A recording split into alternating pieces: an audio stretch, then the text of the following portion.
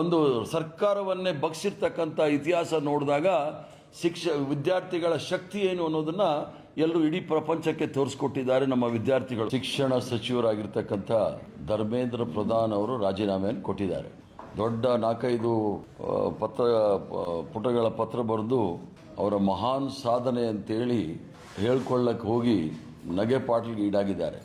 ಈ ರಾಷ್ಟ್ರದ ದುರಂತ ಧರ್ಮೇಂದ್ರ ಪ್ರಧಾನ್ ಅಂತ ಹೇಳ್ತಕ್ಕಂಥವ್ರು ಸಹ ಶಿಕ್ಷಣ ಸಚಿವರಾದರು. ಶಿಕ್ಷಣಕ್ಕೆ ಹೆಚ್ಚಿನ ಒತ್ತು ಯಾವುದಾದ್ರೂ ಸರ್ಕಾರ ನೀಡಿದ್ದೇ ಇದ್ದರೆ ಅದು ನರೇಂದ್ರ ಮೋದಿಯ ಸರ್ಕಾರ ಅಂತ ಹೇಳಲಿಕ್ಕೆ ಇಚ್ಛೆ ಬೀಳ್ತೇನೆ. ಶಿಕ್ಷಣ ಸಚಿವರಾದ ನಂತರ ಮೊಟ್ಟ ಮೊದಲನೇ ಬಾರಿಗೆ ಭ್ರಷ್ಟಾಚಾರದ ಲೇಪ ಇದಕ್ಕೆ ಅಂಟ್ಕೊಳ್ತು. ನೇಮಕಾತಿಯಲ್ಲೂ ಸಹ ಅಗ್ರಗಣ್ಯ ವಿಶ್ವವಿದ್ಯಾನಿಗಳಿತ್ತು.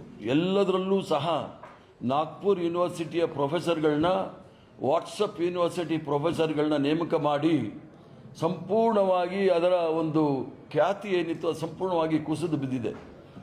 ಅದರ ಸಾಮರ್ಥ್ಯ ಇರ್ಬೋದು, ಅದರ ಒಂದು ಶ್ರೇಷ್ಠತೆ ಎಲ್ಲವೂ ಸಹ ಕುಸಿದು ಬಿದ್ದಕ್ಕೆ ಕಾರಣ ನೇರವಾಗಿ ನರೇಂದ್ರ ಮೋದಿಯವರು ಮತ್ತು ಧರ್ಮೇಂದ್ರ ಪ್ರಧಾನ್ ಅವರು ಕಾರಣ ಅಂತ ಹೇಳಲಿಕ್ಕೆ ಇಚ್ಛೆ ಬೀಳ್ತೇನೆ. ಒಂದು ಸರ್ಕಾರವನ್ನೇ ಬಗ್ಸಿರ್ತಕ್ಕಂಥ ಇತಿಹಾಸ ನೋಡಿದಾಗ ವಿದ್ಯಾರ್ಥಿಗಳ ಶಕ್ತಿ ಏನು ಅನ್ನೋದನ್ನ ಎಲ್ಲರೂ ಇಡೀ ಪ್ರಪಂಚಕ್ಕೆ ತೋರಿಸ್ಕೊಟ್ಟಿದ್ದಾರೆ ನಮ್ಮ ವಿದ್ಯಾರ್ಥಿಗಳು.